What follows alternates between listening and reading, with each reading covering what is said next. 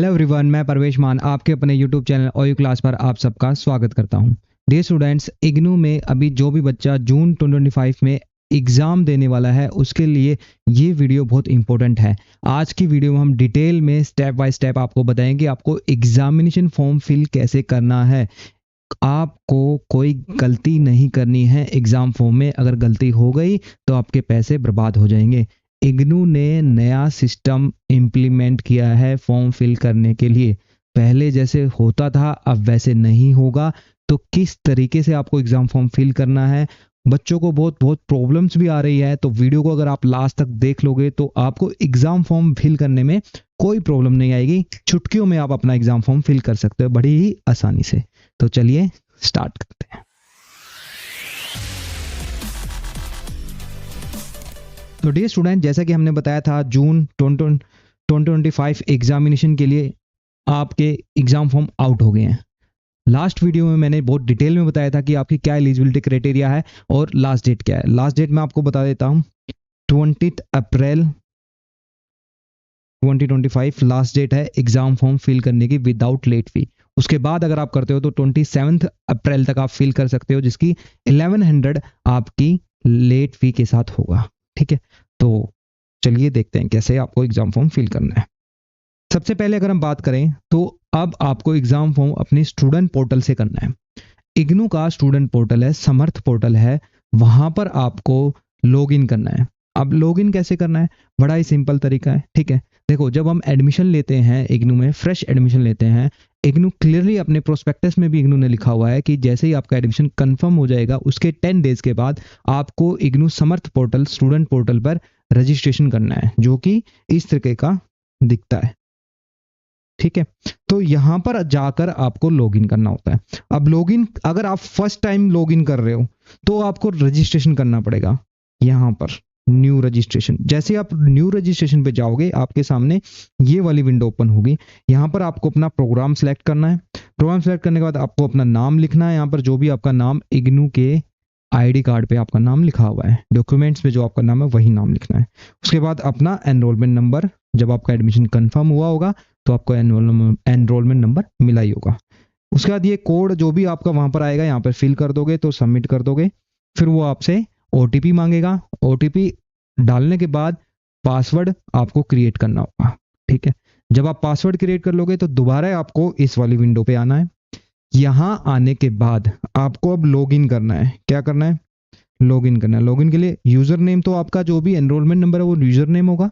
Password आपने create कर ही लिया, वो डाल दीजिए, कोड डाल दीजिए और लॉगिन कर दीजिए। जैसे आप लॉगिन करोगे आपका एक पोर्टल, स्टूडेंट पोर्टल पे आपकी जो भी डिटेल होगी सारी की सारी ओपन हो जाएगी। इस तरीके से ये विंडो आपकी ओपन होगी। ठीक है, ये छोटी मैंने दिखाई हुई है, आप जब करोगे तो वो आपको बड़ी पूरा इसमें फुल फ्लेज दिखेगा। ठीक है, इसमें मेन चीजें क्या है, ये आपका डैशबोर्ड यहाँ पर वो पहले से ही ओपन हो रखा होगा जैसे ही आप ओपन करोगे। ठीक है, ये आपके यहाँ पर टोटल आप देखोगे कि आपको बहुत सारी चीजें आइटम्स दिए हुए हैं यहाँ पर, जो कि आपको रिक्वायर्ड रहेंगे जब जब आपको जो चीजें करनी होगी, एग्जाम फॉर्म फिल करना होगा, री रजिस्ट्रेशन करना होगा या कोई सर्विसेज अगर इग्नू की तरफ से लेनी है तो यहाँ पर आपके पोर्टल पे बहुत सारी चीजें हैं। ठीक है, हम एग्जाम फॉर्म से रिलेटेड बात करेंगे इस वीडियो में, तो वही करेंगे। ठीक है, तो आपको सबसे पहले क्या करना है, इग्नू ने अपने गाइडलाइंस में एग्जामिनेशन की क्लियरली मेंशन किया है कि एबीसी आईडी आपकी होनी चाहिए कंपलसरी।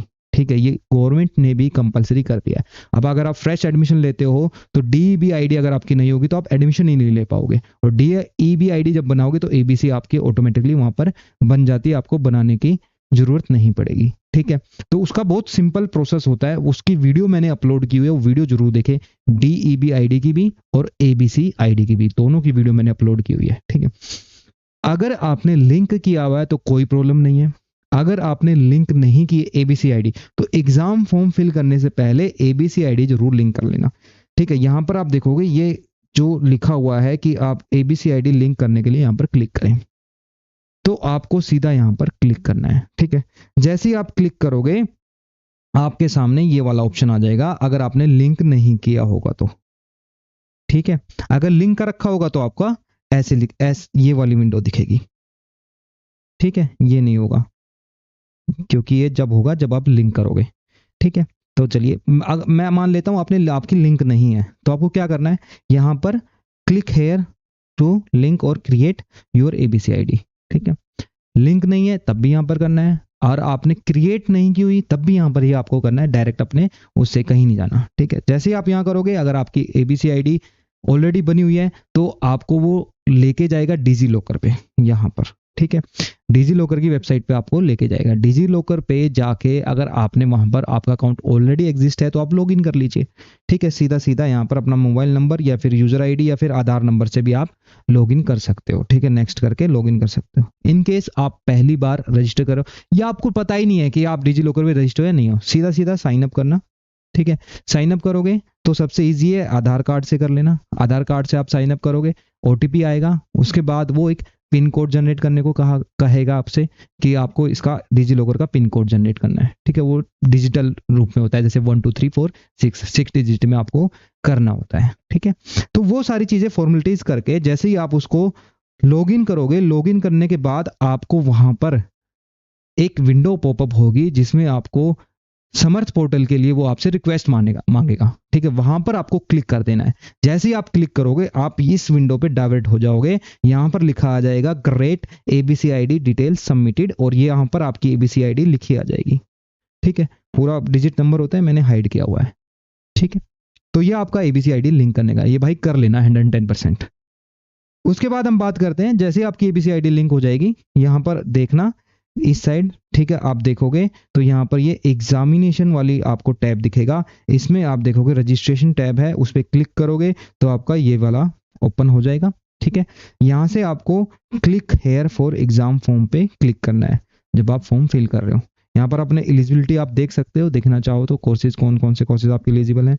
सर्च एग्जाम सेंटर भी सर्च कर सकते हो, आप देख सकते हो कौन सा एग्जाम सेंटर है। एग्जाम जैसे आप इस वाले बटन पे क्लिक करोगे आपके सामने एग्जाम सेंटर की लिस्ट ओपन हो जाएगी। ठीक है, तो वहां पर रिमार्क में ये भी लिखा हुआ है कि ये ऑनलाइन स्टडी यहाँ पर आपका पेन पेपर मोड में होता है और कंप्यूटर बेस्ड में होता है, तो आप वहां पर इजिली देख के अपना स्टडी सेंटर चूज कर सकते हो। एग्जाम फॉर्म फिल करने से पहले आप ये देख सकते हो, अदरवाइज आपको पता ही है कहाँ आपको फिल करना है, तो सीधा सीधा आपको क्लिक हेयर एग्जामिनेशन फॉर्म पे क्लिक करना है। जैसे आप एग्जामिनेशन फॉर्म पे क्लिक करोगे तो आपके सामने ये विंडो ओपन हो जाएगी। यहाँ पर आपको ये टिक करने को बोलेगा, टिक करने के बाद प्रोसीड करना है आपको एग्जाम फॉर्म फिल करने के लिए। ठीक है, जैसे आप एग्जाम फॉर्म फिल करने के लिए प्रोसीड करोगे आपका एग्जाम फॉर्म की विंडो ओपन हो जाएगी। यहाँ पर ये सारी डिटेल ऑलरेडी आपकी फिल की हुई मिलेगी। ठीक है, इसमें आपको कुछ फिल नहीं करना है। यहाँ पर आपको ये फिल करना है रीजनल सेंटर जो भी आपको चूज करना है, लखनऊ है, दिल्ली है, वाराणसी है। ठीक है, जो भी आपका है, दिल्ली में दिल्ली 1 2 3 है, पहले 1 2 3 अलग अलग आते थे, अब दिल्ली एनसीआर के नाम से आएगा, उसमें हरियाणा, फरीदाबाद, दिल्ली के सबके सेंटर आपके वहां पर मिल जाएंगे। उसके बाद यहाँ पर ड्रॉप डाउन में ही जब आप रीजनल सेंटर सेलेक्ट कर लोगे, स्टडी सेंटर के चॉइस आ जाएगी, वहां पर आपको बहुत सारे दिख जाएंगे। ठीक है, ड्रॉप डाउन डब करोगे तो आपको जो भी आपका नियर बाई लगे आप वो अपना सेंटर सेलेक्ट कर सकते हैं। ठीक है, उसके बाद अगर आपकी कोई डिसेबिलिटी है तो वो आपको यहाँ पे फिल करनी है। ठीक है, अगर नहीं है तो नोट अप्लीकेबल करना है तो वो आप दोनों ये वाला और ये वाला दोनों आपको फिल करने हैं। ठीक है, उसके बाद आप देखोगे कि यहाँ पर आपका आया हुआ है कि आपने एग्जाम फॉर्म फिल किए हैं कि नहीं, कि सॉरी असाइनमेंट जमा कराएं कि नहीं कराएं, तो यहाँ पर आपको असाइनमेंट जमा कराना है।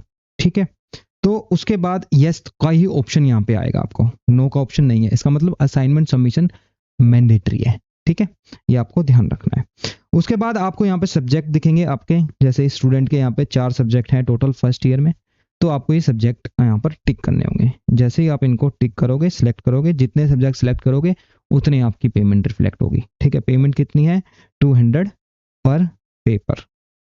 ठीक है, यानी कि सब्जेक्ट के हिसाब से 4 सब्जेक्ट है तो आपकी यहाँ पे 800 पेमेंट होगी। ठीक है, उसके बाद सेव एंड कंटिन्यू आपको करना है। जैसे सेव एंड कंटिन्यू करोगे आपके सामने ये वाली विंडो आ जाएगी। ठीक है, यहाँ पर देखो डिटेल आ गई, आपने 4 पेपर सिलेक्ट किए हैं, आपकी डिटेल आ गई सारी की सारी। ठीक है, उसके बाद अगर आपको यहाँ पे अपडेट करना है, ध्यान रहे अगर आपको लगता है यहाँ पर कुछ गलती हो गई है या कुछ आपको चेंज करना है तो अभी के अभी आप यहाँ से अपडेट कर सकते हो। ठीक है, अगर आप पेमेंट गेटवे पे चले गए और आपने पेमेंट कर दी उसके बाद कोई अपडेट नहीं हुई, कोई फीस रिफंड नहीं करता है इग्नू। ठीक है, तो इसको बड़ी ध्यान से करें। ठीक है भाई, उसके बाद जैसे ही आप पेमेंट गेटवे पे जाओगे ठीक है, तो आपके सामने ये वाली विंडो ओपन होएगी। यहाँ पर आप click here to make payment पे करोगे तो यहाँ पे आपको पेमेंट का ऑप्शन दे देगा। ठीक है, मैंने बोला था 800 है, 800 यहाँ पे शो है। ठीक है, यूपीआई से आप कर सकते हो, कार्ड से कर सकते हो, नेट बैंकिंग से कर सकते हो, कहीं किसी चीज से भी कर सकते हो, आपकी मर्जी है। ठीक है, उसके बाद जैसे ही आप पेमेंट प्रोसीड करोगे, आप पेमेंट पे कर दोगे इग्नू को, तो आपके यहाँ पर लिखा आ जाएगा great for the details updated, fee detail updated. अब फी डिटेल अपडेटेड हो जाएगी, ये विंडो आपकी खुल जाएगी। यहाँ से आप अपना प्रिंट भी निकाल सकते हो, प्रिंट निकाल कर अपना फॉर्म देख सकते हो। ठीक है, अब इसमें कोई भी चेंजेस नहीं होगा, इसका ध्यान रखना। ठीक है, उसके बाद अगर मान लो आपको ये नहीं भी मिलता है, कुछ दिक्कत है, तो आप पेमेंट में जाके, माई पेमेंट में जाके भी यहाँ पर भी स्टेटस देख सकते हो, यहाँ पे सक्सेस आया हुआ है। ठीक है, ये छोटी सी चीज है। ठीक है, अब यहाँ पर बच्चों का अभी कुछ प्रॉब्लम आ रही है, किसी का यहाँ पे ड्राफ्ट लिखा आ जाता है, पेमेंट तो कट गई लेकिन आपका पैसे कट गए, लेकिन यहाँ पर ड्राफ्ट लिखा रहा है, यहाँ पे सक्सेस नहीं दिखा रहा है। तो उस केस में आपको वेट करना है, या फिर इग्नू को टर्म एग्जाम वाली पे ईमेल करना है, आईडी पे। ठीक है, जो भी आईडी है, आपको नहीं पता है तो आप मुझे कमेंट कर देना, मैं आपको कमेंट में भी बता दूंगा। ठीक है, तो किसी को घबराने की जरूरत नहीं भाई। इग्नू को अगर पेमेंट आपने कर दी तो उसके बाद इग्नू आपको 110% उसको रिम्बर्स करेगा, अगर इग्नू की गलती हुई तो। अदरवाइज आपकी गलती से कुछ हुआ है तो उसका इग्नू को कोई लेना देना नहीं है। ठीक है, तो ये आपको ध्यान रखनी है चीजें। फॉर्म के बारे में मैंने डिटेल में आपको समझा दिया है भाई। ठीक है, आई होप आपको वीडियो अच्छी लगी होगी। अच्छी लगी तो लाइक कर दीजिए, हमारे यूट्यूब चैनल को शेयर कर दीजिए, हमारे वीडियो को ज़्यादा शेयर कर दीजिए, यूट्यूब चैनल को सब्सक्राइब करना ना भूले और बेल आइकन को प्रेस जरूर करें ताकि लेटेस्ट नोटिफिकेशन आपको मिलते रहे। Bye bye, take care, all the best for your examination.